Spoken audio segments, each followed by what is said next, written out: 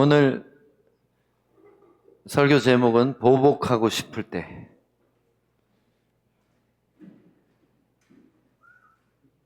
있죠? 자수하세요. 얼굴이 있을 거예요. 네. 오늘 본문은 누가복음 6장 26절로 38절입니다. 조금 길지만 제가 읽어드리겠습니다. 모든 사람이 너희를 칭찬하면 화가 있도다. 그들의 조상들이 거짓 선지자들에게 이와 같이 하였느니라.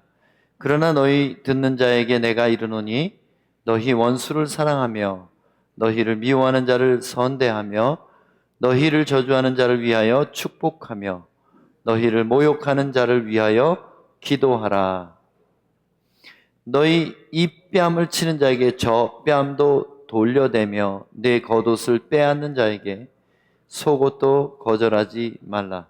내게 구하는 자에게 주며 내 것을 가져가는 자에게 다시 달라 하지 말며 남에게 대접을 받고자 하는 대로 너희도 남을 대접하라.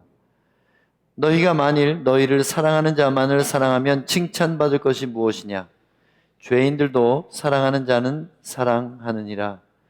너희가 만일 선대하는 자만을 선대하면 칭찬받을 것이 무엇이냐? 죄인들도 이렇게 하느니라. 너희가 받기를 바라고 사람들에게 구워주면 칭찬받을 것이 무엇이냐? 죄인들도 그만큼 받고자 하여 죄인에게 구워주느니라. 오직 너희는 원수를 사랑하고 선대하며 아무것도 바라지 말고 구워주라.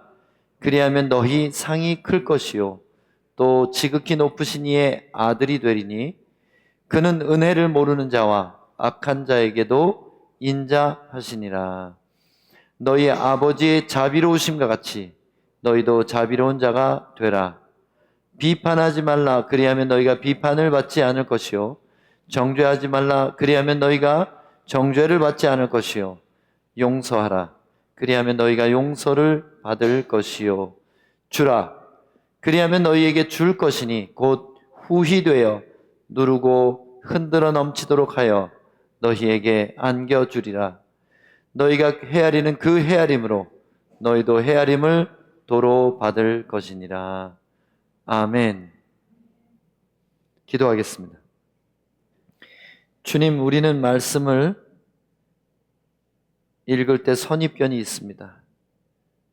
예전에 들었던 설교들이 우리 마음에 가득 차 있습니다. 이제 마음을 비우고 새롭게 듣습니다. 주님, 우리 안에 새롭게 계시하시고 말씀하여 주셔서 듣고 변화되며 순종하는 우리가 되게 도와주시옵소서. 예수님 이름으로 기도합니다. 아멘. 오늘 본문 읽을 때 여러분 익숙하세요? 생소하세요? 익숙해요? 아닐 것 같은데. 왜냐하면 주로 마태복음으로 설교를 들었을 거예요. 근데 마태복음하고 내용이 차이가 납니다. 못 느끼셨다면 그냥 이렇게 그냥 비슷하려니 하고 읽으신 거예요. 겉옷을 달라는 자에게 속옷도 주며 이렇게 표현되어 있지만 여기서는 겉옷을 빼앗는 자에게 속옷까지 거절하지 말라. 그러니까 훔치는 사람이에요. 누가복음은. 마태복음은 달라고 요청하는 사람이지만 누가복음에는 도둑놈이에요. 좀 다르죠? 왜 다를까요? 이 의도가 있어요. 마태복음, 마가복음, 누가복음, 요한복음이 사복음서가 주는 메시지는 같을지라도 보는 각도가 다를 수 있습니다. 왜냐하면 그게 의도적으로 하나님이 그렇게 하셨어요. 그래서 4명이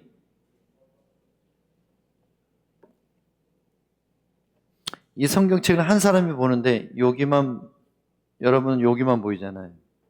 직사각형이 보이잖아요. 이렇게 보면 옆으로 직사각형 보이죠. 이렇게 보면 좀 더 긴 직사각형이 보이죠. 이렇게 보면 대충 모양이 어떤지를 알 수 있죠. 이게 평면도고 이게 3D 입체잖아요. 그래서 네 사람이 이걸 관찰할 때 이쪽 면만 보는 사람과 이쪽 면을 보는 사람하고 이쪽 면 보는 사람하고 여기 보는 사람들이 다 있어야지 온전한 그림이 보이는 겁니다. 예수님은 완전한 사람이시기 때문에 사람이라는 관점으로 볼 필요도 있고, 예수님은 하나님의 독생자이기 때문에 하나님의 아들로서 예수님을 볼 필요가 있고요. 예수님은 왕이시기 때문에 왕이신 예수님을 볼 필요가 있고, 예수님은 또 종이시기 때문에 종으로 오신 예수님을 봤다는 거죠. 그래서 이렇게 성경을 읽을 때 마태복음을 읽은 그 기억 때문에 그냥 대충 조사나 동사들을 넘기지 말고요, 꼼꼼하게 다시 볼 필요가 있습니다. 오늘 본문을 한번 볼까요?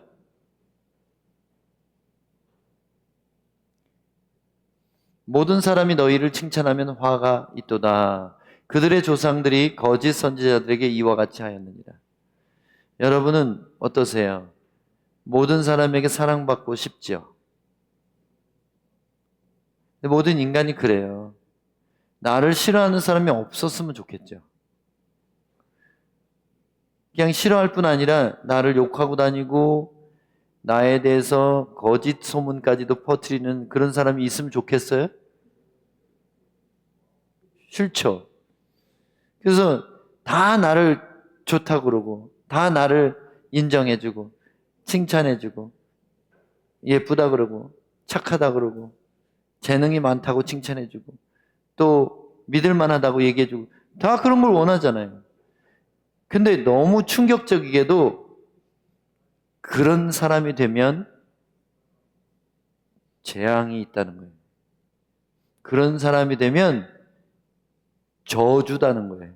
모든 사람이 칭찬하는 사람이 되면 저주를 받는데요. 왜냐하면 둘 중에 하나예요.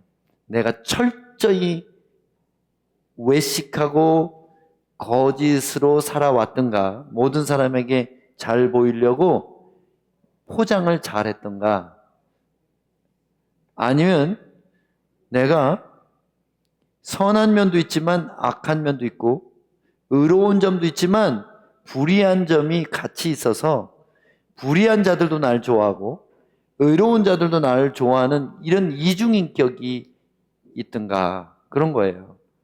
그러니까 무슨 얘기예요? 이스라엘에 계속해서 보내어진 선지자들을 사람들은 대체로 핍박을 했어요. 그 선지자를 존경하는 사람들도 분명히 있었지만 핍박하고 죽인 사람들도 있다는 거예요. 근데 거짓 선지자들은 늘 백성의 환심을 샀기 때문에 그들은 모든 사람에게 칭찬을 받았다는 거예요. 여러분, 진실하게 살려면 반드시 옳게 살고자 하면 불의한 자들로부터 공격을 받는 게 정상이에요. 그래서 여러분, 살면서 이상한 컴플렉스에 빠지지 마세요. 피에로 컴플렉스. 사람들을 비위 맞추고 사는 사람. 그 사람이 잘못됐던 사람인지 지금 뭘 잘못하고 있든지 아니든지 그냥 거기에다가 잘한다 이렇게 박수 쳐줄 수 있는, 남들이 볼 때는 성격이 굉장히 좋은 사람 같지만 하나님 보시기엔 탈락이에요. 불의하고 타협하는 사람이에요. 아첨하는 사람이에요. 하나님 앞에 진리로 살고자 하는 사람들에게는 반드시 핍박이 있습니다. 왜냐하면 세상 모든 사람이 진리를 좋아하는 것이 아니기 때문에. 아직도 죄 가운데 있는 자가 있고 아직도 본인의 연약함이 해결되지 않은 사람들이 분명히 있기 때문에 모든 사람이 나를 좋아한다, 이런 그런 이상한 꿈을 꾸지 마시라는 거예요. 그러니까 살아가다가 신앙생활 하다가 내게 핍박이 오면 하나님, 나는 열심히 살았는데 왜 이래요? 이러지 마시라는 거예요. 왜냐하면 내가 잘하고 있다는 뜻일 수도 있어요. 내가 신앙생활을 정말 진지하고 열정적으로 하고 속에 진실함으로 하나님을 섬기고 있는데 내게 고난이 와요. 이거는 정상이란 얘기예요. 모든 사람이 빛에 속한 것이 아니기 때문입니다. 지난 주일에 요나단과 사울을 좀 비교하면서 다윗에 대한 사랑과 두려움을 비교했습니다. 똑같은 다윗을 보고 어떤 사람은 사랑에 빠지고 어떤 사람은 두려워하여 죽이려고 해요. 그게 정상이라는 거예요. 여러분은 하나님을 경외하는 다윗처럼 되셔야 돼요. 거짓 선지자들처럼 이 사람 비유도 맞추고 저 사람 비유도 맞추면 안 된다는 거예요. 왜냐하면 진리는 타협할 수 없고요. 그리스도와 벨리알이 연합할 수 없기 때문입니다.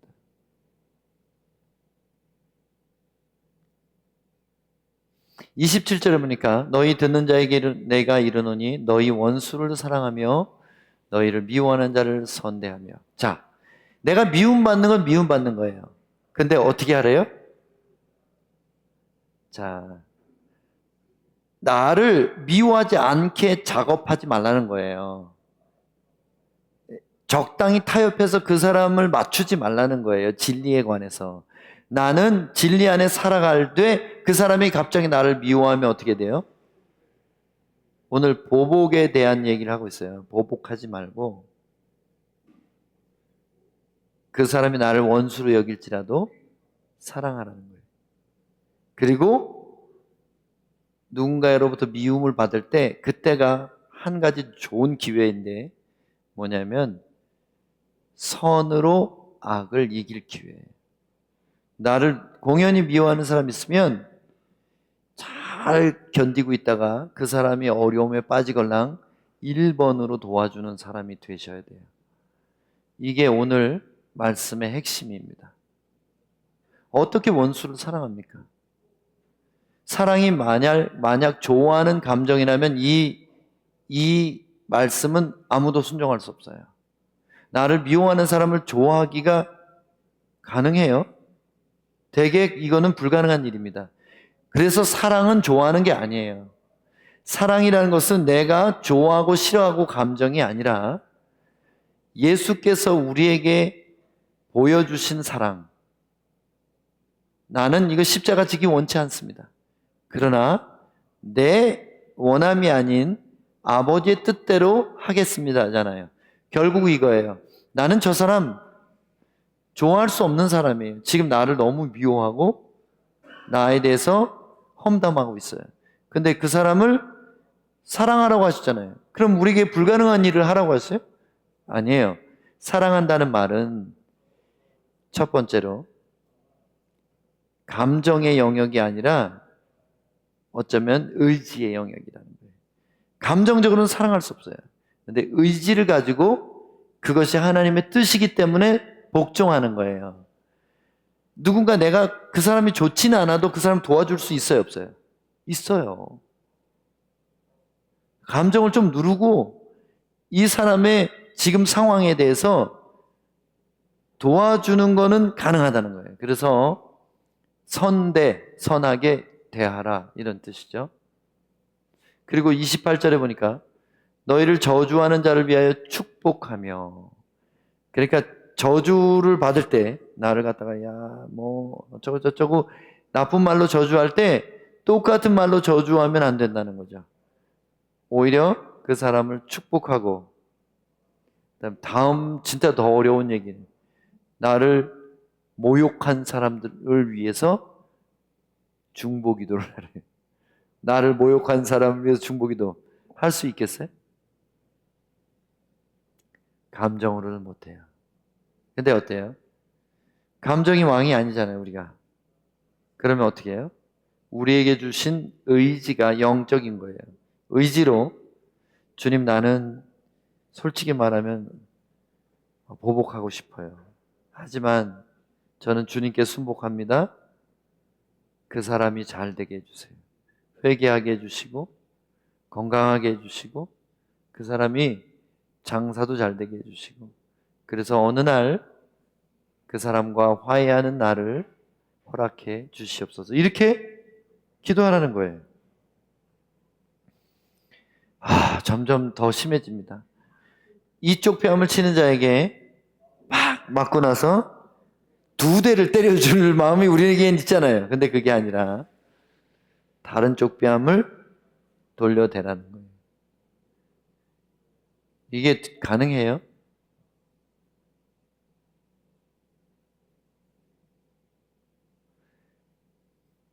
실제 물리적으로 누군가에게 구타를 당하면 아마도 그렇게 할 수 있는 사람이 많지는 않을 겁니다. 그런데 하나님이 원하시는 거예요, 이게. 그럼 뭐예요? 해야죠. 왜요? 뺨 치는 사람한테 다른 뺨 돌려댈 만큼 온유하고 겸손하지 않으면 예수님을 닮을 수가 없기 때문입니다. 29절 30절이 사실은 십자가에서 예수님이 행하셨을 일이에요. 그렇지 않아요? 대제사장이 뺨을 칠 때 이 말씀을 하신 분이 그렇게 안 했을 것 같아요? 뺨을 치니까 이렇게 반대쪽도 되셨을 것이고, 겉옷도 속옷도 4조각으로 나눠서 제비 뽑아 가져갔어요. 내게 구하는 자에게 주며 내 것을 가져가는 자에게 다시 달라 하지 말며, 남에게 대접을 받고자 하는 대로 너희도 남을 대접하라. 이거를 황금률이라고 하죠. 예수님이 말씀하신 황금률, 금 같은 계명이라는 거예요. 사실 이 얘기를 들을 때 그냥 넋을 놓고 들면 좋은 뜻이지, 하지만 실제로 곰곰이 생각하면 이걸 할 수 있나 없나 생각하게 됩니다. 그래서 이쯤 오면은 우리가 고백할 수밖에 없는 게, 성령 충만 안 하면 도저히 할 수 없는 일이다. 성령으로 충만하지 않으면 이 일은 인간적으로는 불가능한 일이라 하는 거예요. 그러면서 예수님이 이런 말씀하세요. 진짜 사랑이란, 하나님 사랑, 그리스도의 사랑이란 무엇이냐면 좋아하는 것이 아니라고 정의를 내려주십니다. 너희가 만일 너희를 사랑하는 자만을 사랑하면 칭찬받을 것이 무엇이냐? 좋아하는 것은 칭찬받을 일이 아니라는 거예요. 저 사람이 나를 좋아하기 때문에 나도 좋아해. 이거는 아무 상이 없어요. 그런데 죄인들끼리도 끼리끼리 당을 짓고 사랑하죠. 정말 그러면 안 되는데 나쁜 사람들끼리도 손을 잡고 다 그렇죠. 굳이 뭐 나쁘거나 좋은 건 아니어도 교회 안에서도 친한 사람들끼리 이렇게 뭉치잖아요. 근데 이거는 상이 없는 거예요. 뭐가 상이 있냐면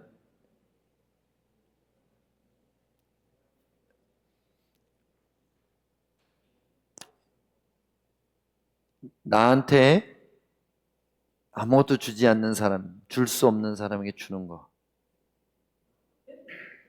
나한테 못되게 하는 사람에게 잘해주는 거. 내 편을 만들려고 뭐를 주는 게 아니라 아무것도 바라지 않고 그냥 주는 거. 동기가 깨끗한 사람이 되는 거. 이러면 하늘에서 상이 클 것이래요. 뿐만 아니라 지극히 높으신 분의 자녀라고 인정을 받을 것이라는 거예요.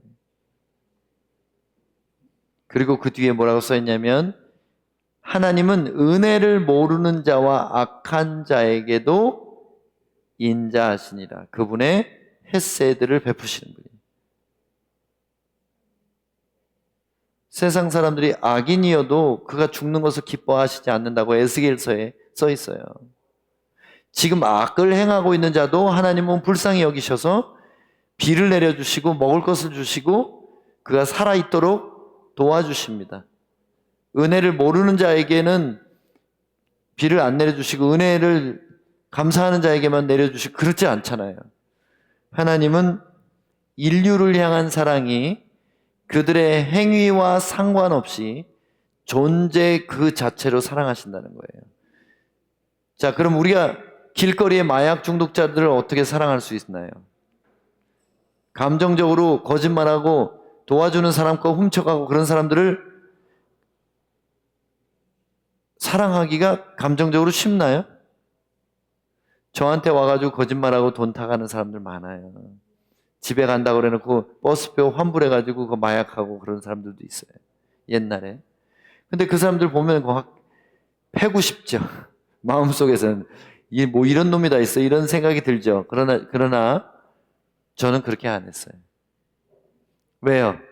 그랬다가는 상은커녕 하나님이 책망하시고 벌 주시는 걸 받아야 되기 때문에. 그러면 뭐가 더 유익한 거예요, 나한테?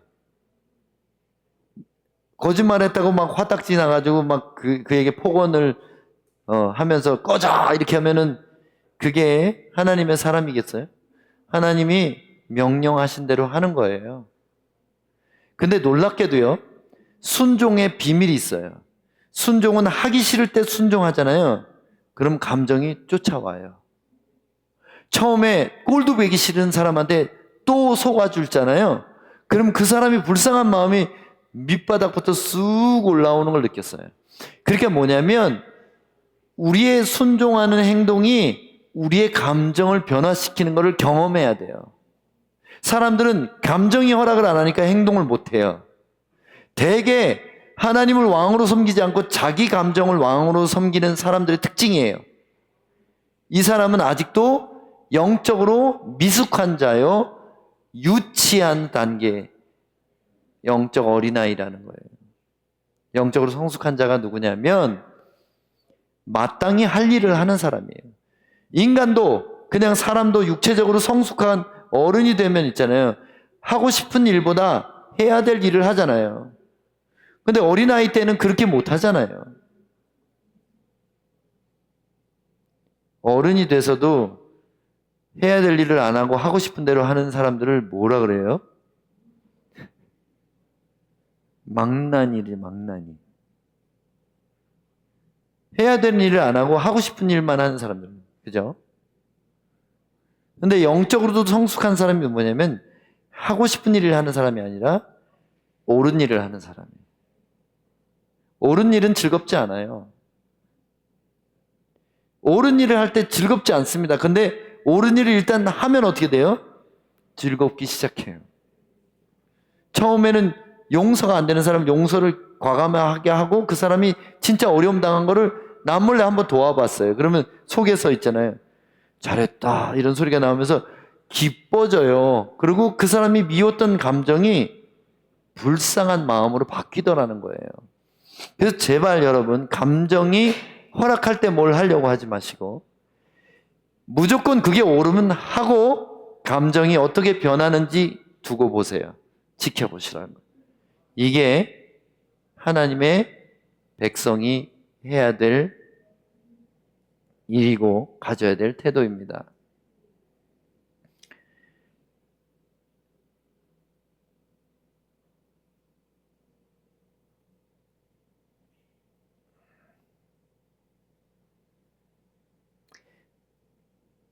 너희 아버지의 자비로우신 같이 너희도 자비로운 자가 되라. 자비라는 게 뭡니까? 자비. 자비의 제일 큰 특징은 뭐냐면 용서가 그 안에 제일 큰 가치예요. 자비는. 그러니까 자비롭다는 얘기는 뭐냐면 그 사람의 실수와 죄에 대해서 흔쾌히 용서해 준다. 두 번째는 관대함. 그냥 기꺼이 주고 넉넉한 마음으로 베푸는 거. 그걸 자비라 그래요. 용서와 그 다음에 기꺼이 주는 마음이 자비라는 거예요. 관대함. 37절 보니까 비판하지 말라 그러면 너희가 비판을 받지 않을 것이요. 이 말씀은 뭐냐면은 세상 모든 것이 이렇게 주는 대로 받게 만드셨다는 거예요, 하나님이. 그래서 남을 비판 잘하고 다니는 사람들은 반드시 어디선가 나를 비판하는 사람도 있다는 것을 그냥 알면 돼요. 확실합니다. 누군가를 정죄하는 사람은 또 다른 누군가가 나를 정죄하고 있다고 보시면 됩니다. 근데 쉽게 빨리 용서하는 사람들은 그 사람이 잘못할 때 많은 용서를 받을 것을 기대해도 괜찮습니다. 그리고 주는 사람이 받습니다. 근데 그냥 받는 게 아니라 이자까지 쳐서 받습니다. 이 말은 꼭 좋은 것만을 얘기하는 게 아니에요. 주라 그러면 너에게 줄 것이니 앞에 뭐가 있어요? 비판과 정죄가 있잖아요. 비판과 정죄를 주면 이자까지 쳐서 몇 배나 받는다는 얘기예요. 너희가 헤아리는 그 헤아림. 헤아리는 게 뭐예요? 셈하는 거예요. 저 사람, 이런 사람, 저 사람, 이 사람한테 내가 받은 게 뭐고, 계산하는 사람은 계산을 받는 거예요.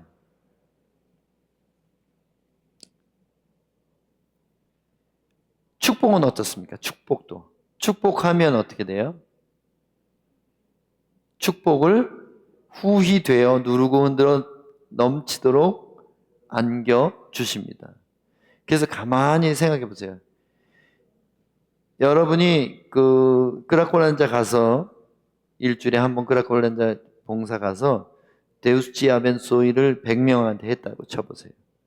그들 가운데는 마음이 가난하고 그래도 그날 설교 듣고 회개하는 마음이 있는 사람도 있는가 하면 완악하여 속이고 빵 2개 받고 밀치고 새치기 하고 그런 사람들도 있어요. 근데 축복을 받기에 합당치 않은 사람들도 있다고요. 그러면 만일 그가 합당치 않으면 네가 빈 축복이 내 머리로 돌아올 것이요. 이 구절이 생각나시죠? 그럼 100명한테 데우스치 아벤소이 했는데 그 중에 50명은 축복을 받을 만한 사람이고 50명은 받지 못할 사람이에요. 그러면 50번의 데우스치 아벤소이가 나한테 오는 거예요. 이거 진짜 간단한 거예요. 그래서 어떤 단체든지 선교단체든지 가난한 사람들을 직접적으로 돕는 선교단체는 재정이 빵꾸나지 않습니다. 우리가 끄라콜란자 사역 시작한 이후로 10년 동안 어려운 때는 있지만 재정이 빵꾸난 적 한 번도 없어요. 가난한 자를 돕는 것은 하나님께 구워드리는 거라고 성경이 분명히 말하고 있지. 그렇죠. 그의 선행을 그에게 갚아주시리라 그랬어요. 그래서 여러분 개인도 마찬가지예요. 가난한 자들에게 심는 분들 있잖아요. 살다가 어려운 때도 있고 팬데믹도 오고 뭐 경제적인 공황도 오고 그런데 그때마다 하나님이 그 사람은 특별히 도와주세요. 그게 꼭 재정으로만 돕는 게 아니라 어떤 건강으로도 도우시고 관계로도 도우시고 반드시 하나님이 너는 나한테 꿔줬다 이렇게 인정해 주신다고. 사실 그거 다 하나님 거잖아요. 우리에게 주신 축복이 다 하나님이 주신 거잖아요. 그런데도 그거에서 뛰어들이면 너는 나한테 꿔줬어 이렇게 인정하신다는 거예요.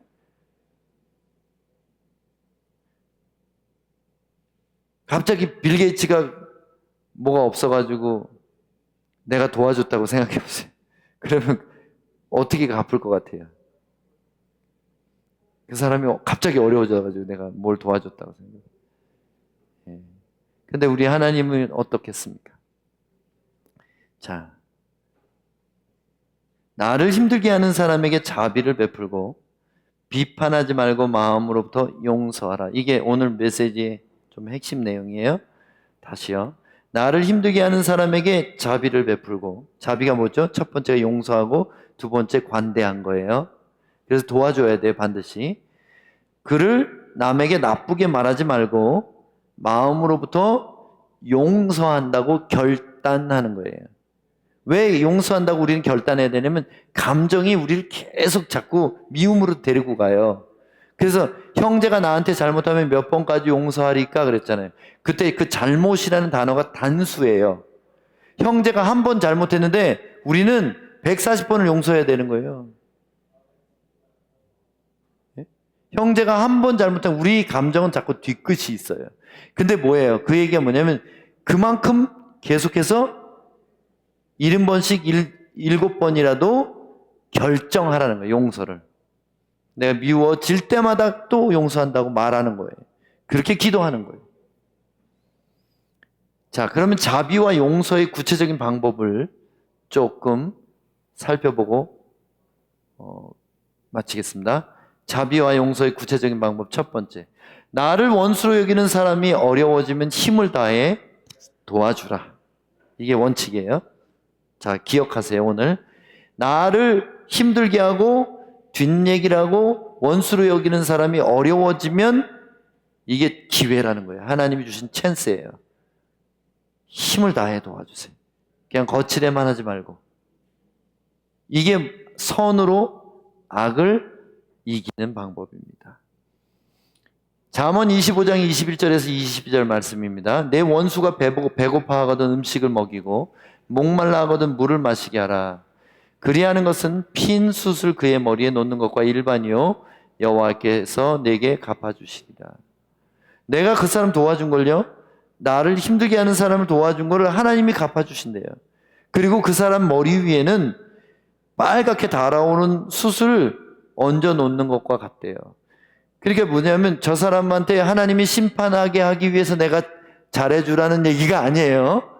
내가 잘해주면 무슨 뜻이냐면 하나님이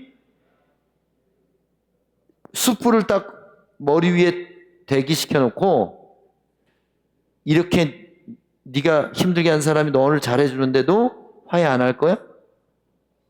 화해하면 내가 용서하고 아니면 내가 널 엎어버릴 거야. 이렇게 하신다는 거예요. 그러니까 하나님의 공정한 심판을 주신다는 거예요. 내가 그렇게 잘해줬을 때 화해가 되면 베스트잖아요. 제일 좋은 거잖아요. 근데 그렇게 안 하면 반드시 하나님이 갚으신다는 거예요. 나는 풀어줬지만 하나님에게서는 벗어난 게 아니에요. 그래서 정말 내 인생에 공정한 판결을 원한다면 잘해주세요. 힘든 사람을 끝까지 잘해주세요. 로마서 12장 17절에서 21절입니다. 아무에게도 악을 악으로 갚지 말고 모든 사람 앞에서 선한 일을 도모하라. 할 수 있거든 너희로서는 모든 사람과 더불어 화목하라. 내 사랑하는 자들아, 너희가 친히 원수를 갚지 말고 하나님의 진노하심에 맡기라. 기록되었을 때 원수 갚는 것이 내게 있으니 내가 갚으리라고 주께서 말씀하시니라. 그러니까 뭐예요? 모든 사람한테 칭찬받는 것은 정상이 아니에요. 나를 미워하는 사람이 있는 게 정상입니다. 그런데 그 반응에 있어서는 모든 사람과 화목해야 돼요. 나를 좋아하는 사람과도 화목해야 되고 나를 미워하는 사람에게도 할 수 있거든 화목해야 돼요. 어떻게 화목해집니까? 그 사람을 위하여 기도하고 축복하고 도와줄 때 화목의 가능성이 열리는 거예요. 그러니까 친히 원수 갚지 말래요. 원수 갚으면 어떤 일이 일어나는지 아세요? 아무도 100% 옳은 사람이 없기 때문에 그 사람이 80% 잘못하고 제가 20% 잘못했어요. 화딱지 나가지고 내가 막말하고 나도 욕했어요. 딴 사람한테. 그러면 어떻게 되냐면 하나님이 두 사람을 다 심판해야 돼요. 공평하신 하나님이. 80에 해당하는 벌을 받아야 되고 나는 20에 해당하는 벌을 받아야 되는 거예요. 교통사고 비율 나누는 것처럼. 그러니까 뭐예요? 내가 그 사람 용서하면 어떻게 되냐면 20%의 과실이 면제받아요. 내가 그 사람의 80을 용서하고 그 사람과 화목하려고 애쓰면은 하나님이 어떻게 해요? 내 20을 면제해 주신다는 거예요. 이게 1만 달란트 빚진 자의 비유에 나오는 내용이에요. 네 동료 것을 탕감해 주지 않았기 때문에 내가 탕감한 거 무효야. 너는 내게 다 갚아야 돼. 이렇게 된다는 거예요. 관계에 있어서 100대 0은 한 명도 없어요. 예수님밖에 없어요. 우리가 오를지라도 100%는 아닙니다. 그래서 원수를 갚지 말아야 된다는 거예요. 내 원수가 줄이거든 먹이고 목마르거든 마시게 하라. 그리함으로 내가 숯불을 그 머리에 쌓아 놓으리라. 이게 뭐죠? 로마서의 바울이 잠언을 인용한 거예요. 잠언 내용을. 그리고 나서 한 마디를 덧붙였어요. 악에게 지지 말고 선으로 악을 이기라. 악에게 지지 말고, 악에게 지는 게 뭐예요? 보복하는 거예요. 적극적인 보복이든지 소극적인 보복이든지, 그 사람이 나를 이렇게 욕하고 다녀? 그럼 나도 할 말 있지? 이렇게 하지 말라는 거예요. 그건 악에게 진 거라는 거예요. 어떤 사람이 나를 그렇게 모험하면 나도 할 말 많어. 그 인간이 어떤 인간인지 알아? 들어봐. 그러면서 나하고 친한 사람 다 모아가지고 따따따따따따 얘기하는 거 있잖아요. 이거는 악에게 철저하게 패배한 겁니다. 죄를 쌓는 거예요. 처음에는 20이었는데 점점 내 몫이 커져가지고 내가 80이 되는 경우도 있어요. 시작은 저 사람이 더 잘못했는데 나중에 죄를 합산해 보니까 내가 80인 경우도 생긴다는 거예요. 그래서 절대로 보복하지 말아야 합니다. 두 번째, 나를 고통스럽게 하는 사람을 사랑하고 그의 구원과 복을 위해 기도하라. 여기 중요한 게 기도하는 겁니다.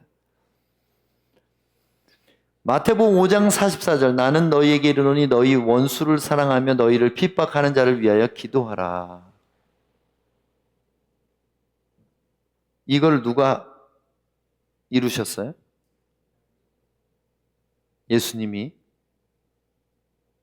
자기를 십자가에 못 박는 자들을 사랑하시고 그리고 그들을 위하여 중보기도 하셨습니다. 핍박자를 위한 가장 위대한 중보기도가 있어요. 사도행전 7장 59절에서 60절입니다. 그들이 돌로 스데반을 치니 스데반이 부르짖어 이르되 주 예수여 내 영혼을 받으시옵소서 하고 60절입니다. 무릎을 꿇어 크게 불러 이르되 이 사람이 어떻게 돼? 지금 피가 철철 흐르고 막 온몸이 다 깨졌어요. 부러지고. 근데 마지막 힘을 다해 부르짖어요. 뭘? 마지막 부르짖음이 이거예요. 주여 이 죄를 그들에게 돌리지 마옵소서.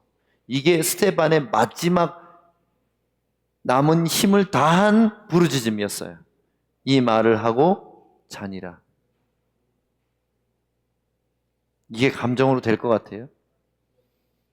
지금 나를 경멸하면서 돌로 치는 사람들을 위하여 이 죄를 그들에게 돌리지 마옵소서.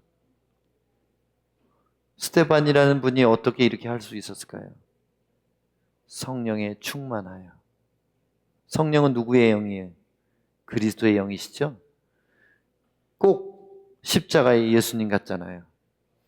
누가복음 23장 34절에 이에 예수께서 이르시되 아버지여 저들을 사하여 주옵소서. 자기들이 하는 것을 알지 못함이니이다 하시더라.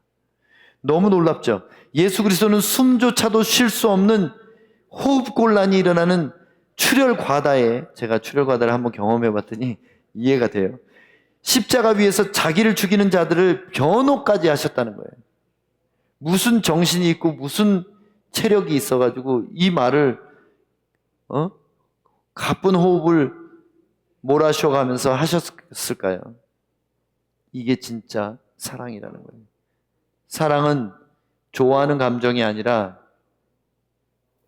옳은 것을 목숨 다해 하는 거예요. 우리도 살다가 억울하거나 화가 나거나 슬퍼서 숨조차 쉬기 힘들 때도 있어요. 누가 나를 공연히 미워하고 오해하고 그럴 때가 있어요. 그때 죄인들을 위한 그리스도의 중보기도를 기억할 수만 있다면 우리는 최선을 선택할 수 있을 것입니다. 바로 핍박자를 변호하는 중보기도. 주님, 걔가 잘 몰라서 그래요. 주님, 그 사람이 잘 몰라서 그래요. 제발 용서해 주세요. 여기 놀라운 용서의 비결이 있어요. 뭐냐면 용서는 내가 하고 말고 할 자격이 없어요. 용서를 할 수 있는 사람이 누군지 아세요? 진정한 용서는 아무 잘못이 없는 사람만이 할 수 있어요. 근데 우리는 그런 무죄한 자가 아니기 때문에, 쌍방과실이기 때문에 우리는 그냥 용서한다고 의지적으로 말하지만 실제 용서는 주님이 하셔야 되는 거예요. 그렇기 때문에 여기 예수님은 무죄한 분이지만 용서를 우리에게 가르치기 위해서 아버지여 내가 저들 용서하오니 이렇게 안 하신 거예요. 우리 인간은 아무도 옳지 않기 때문에, 아무도 100% 의롭고 선하지 않기 때문에 인간의 본이 되신 예수님이 자기는 의로우실지라도 내가 용서합니다 이 말을 뺀 거예요. 용서할 자격조차 없다고 고백하셨어요. 아버지 저 사람들을 용서해 주세요. 그리고 우리의 기도는 뭐가 돼야 되냐면, 내가 그 인간 용서합니다 이거보다 더 중요한 기도가 뭐냐면, 아버지 혹시 저 사람이 나한테 한 것 때문에 저 사람들이 벌 받지 않게 해주세요. 이거예요. 하나님, 저 사람들이 나한테 실수하고 오해하고 잘못한 걸로 그들에게 갚아주지 마세요. 왜냐하면 나도 의롭지 않아요, 주님.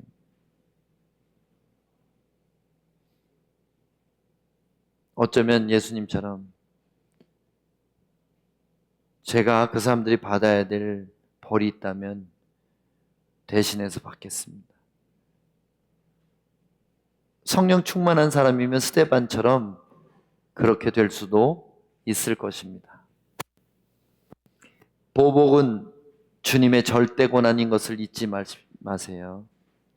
보복은 주권에 속한 것입니다.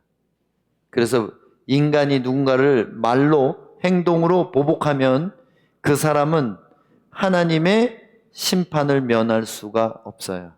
그래서 여러분, 하나님으로부터 자유케 되시기 위해서는 용서는 옵션이 아닙니다. 선택이 아닙니다. 용서는 필수예요. 만일 우리가 스스로 보복한다면 하나님의 심판대에서도 우리도 자유롭지 못할 것입니다. 아무도 절대적으로 옳지는 않기 때문에. 이게 영적인 원리예요. 오늘 이 말씀을 그냥 흘려듣지 마시기 바랍니다. 여러분 일생에 진짜 목숨 걸고 나는 절대로 보복하지 않겠다 맹세는 하지 마세요. 그거는 왜냐하면 거짓 맹세가 될 수 있기 때문에 나는 보복하지 않는다. 심플하게 말하세요. 절대로 영원히 이런 말은 쓰는 게 아니에요. 나는 보복하지 않는다. 따라하시기 바랍니다. 나는 보복하지 않는다. 나는 용서한다. 나는 사랑할 것이다. 나는 도와줄 것이다. 나는 그를 위하여 중보기도 할 것이다.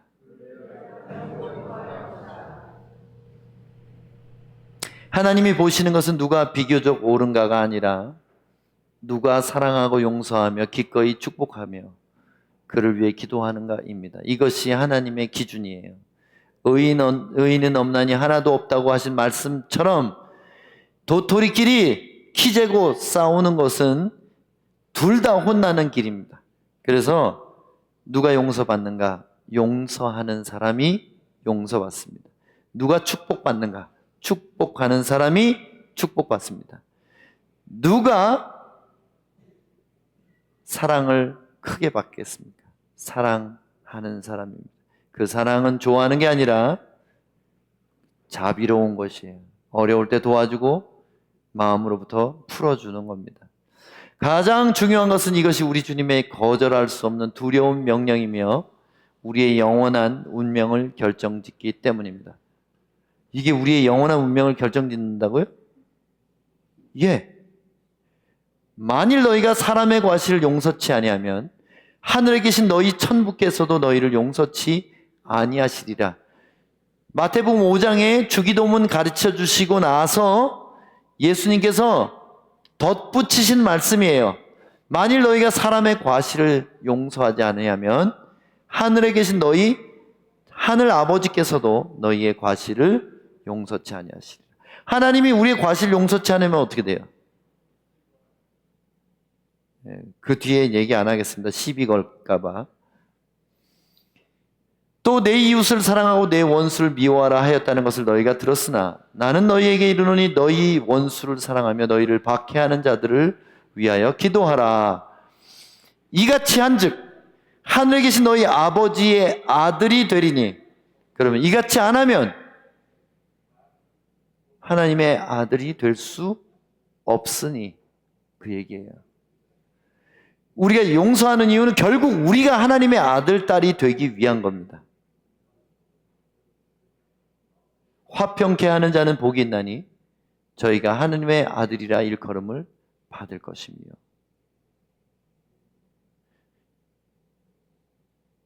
이는 하나님이 그 해를 악인과 선인에게 비추며 비를 의로운 자와 불의한 자에게 내려주심이라. 왜 우리가 끄락골란 자의 거짓말쟁이 도둑놈들을 사랑하고 도와줘야 되는지 아시겠죠? 사랑이 안 돼요? 그거는 사랑이 아니라 좋아하는 거예요. 좋아할 수는 없지만 사랑할 수는 있습니다.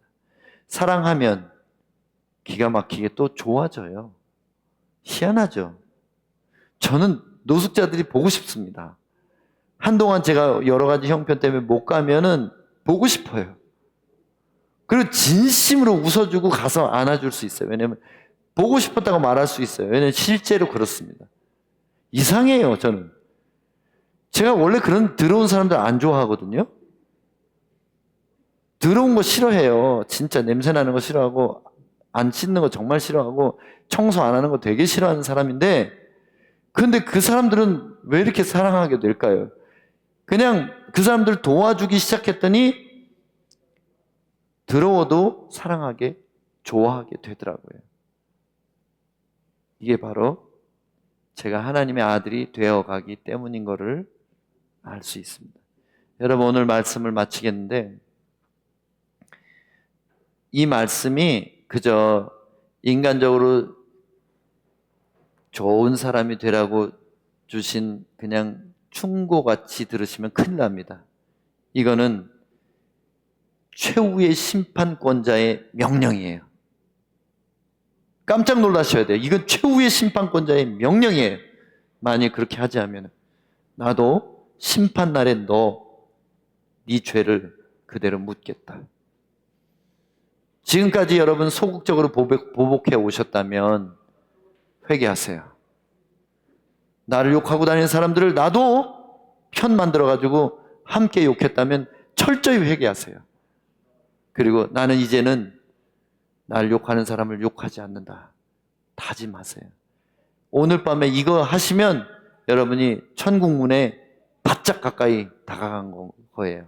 이제 곧 오실 텐데 예복을 입는 게 다른 게 아니에요. 이런 거 하는 거예요. 예복 입는 거는 내가 그동안 예복을 더럽혔던 거를 어린 양의 피로 깨끗하게 하는 방법이 뭐냐면 내 과거의 잘못된 말과 행동을 고치는 거예요. 지금까지는 그랬을지 몰라요. 내 마음 맞는 사람한테 내가 얼마나 억울한지, 내가 얼마나 저 인간한테 상처받았는지 말했을지 몰라요. 이제는 입을 다물고 그를 축복하세요. 눈물이 솟아오를 때까지 내 죄됨이 깨지고 내 안에서 회개의 눈물과 용서의 눈물이 쏟아질 때까지. 만약 그렇지 않으면 우리는 하나님의 아들이라 딸이라 칭함을 받을 수 없을지 몰라요. 두렵고 떨림으로 심판주 앞에서 그분의 명령을 받드십시오. 내 원수를 사랑하고 너를 핍박하는 자를 위하여 기도하라. 기도하겠습니다. 여러분 입술로 고백하세요. 하나님, 나 정말 그랬어요. 너무 억울해서 나도 욕했어요. 너무 화가 나서 나도 그 사람 저주하고 그 사람이 잘못됐으면 좋겠다고 악한 생각도 했습니다. 하나님, 이것이 하나님 앞에 큰 죄인 줄 알고 오늘 회개합니다. 내가 하늘에 계신 아버지의 아들, 딸이 되기 원합니다. 그래서 당신의 명령을 이제는 목숨 걸고 순종하겠습니다. 그래서 나를 미워하고 억울하게 만드는 사람을 이제는 꿈에라도 미워하지 않고 축복하기로 결정합니다. 오히려 가까운 사람들이 더 힘들 수도 있지만 여러분 그 사람 이름을 말하세요. 그 사람이 누군지를 속삭여서 주님께 고백드리세요. 그 사람 용서하고 축복하기로 오늘 밤에 결정합니다. 이렇게 고백드릴 때 하나님 얼마나 기뻐하실지 함께 기도하겠습니다. 하나님 아버지, 오늘 용서에 대해서 종이 저 자신도 다짐하며 설교하고 고백했습니다. 하나님, 저의 일생을 선으로 악을 이기는 남은 인생 살고 싶습니다. 성령이여 도와주시옵소서. 어떻게 하면 마지막 외침이 저들에게 돌리지 마시옵소서. 그렇게 스데반 집사님은 고백했을까요? 주님, 그것은 성령으로만 가능한 일입니다. 그래서 오늘 이 밤에 말씀 듣는 사람들마다 계시가 있게 하여 주시옵소서. 성령의 기름을 부어 주시옵소서. 일생을 악을 선으로 갚는 사람들이 되게 해 주시옵소서. 그래서 하늘에 계신 아버지의 아들과 딸이 되게 해 주시옵소서. 하나님, 이것이 얼마나 어려운 길인지를 우리는 여러 번 실패하며 경험했습니다. 그러나 예수께서 가신 길이고 예수께서 명하신 길이기에 최후의 심판자의 준엄한 명령을 받들어 이제는 원수를 사랑합니다. 주님, 이제는 원수를 축복합니다. 주님, 이제는 원수를 위하여 중보기도 합니다. 주님, 우리의 마음을 고쳐주시옵소서. 우리의 죄와 허물을 지고 십자가 위에서도 우리를 용서해달라고 중보기도 하셨던 예수님처럼 그 높은 사랑, 그 헤아릴 길 없는 마음을 닮아가기를 사모하오니 주님, 오늘 이 밤에 우리 각 사람에게 계시의 영으로 임하여 주시옵소서. 우리가 말씀을 듣기만 하여 자신을 속이는 그 일을 이제 그만두게 해주셨소서. 이제 듣고 순종하여 반석 위에 집을 짓는 자들이 되게 해 주시옵소서. 주님, 이제 저는 보복하지 않겠습니다. 주님, 이제 저는 저를 힘들게 하는 사람들을 어려울 때 도와주고 그들을 축복하고 그들이 구원받고 은혜 받도록 중보기도 하겠습니다. 주님, 우리 모두가 그 결단 앞에 있습니다. 우리의 마음을 받아 주시옵소서. 예수님 이름으로 기도합니다. 아멘.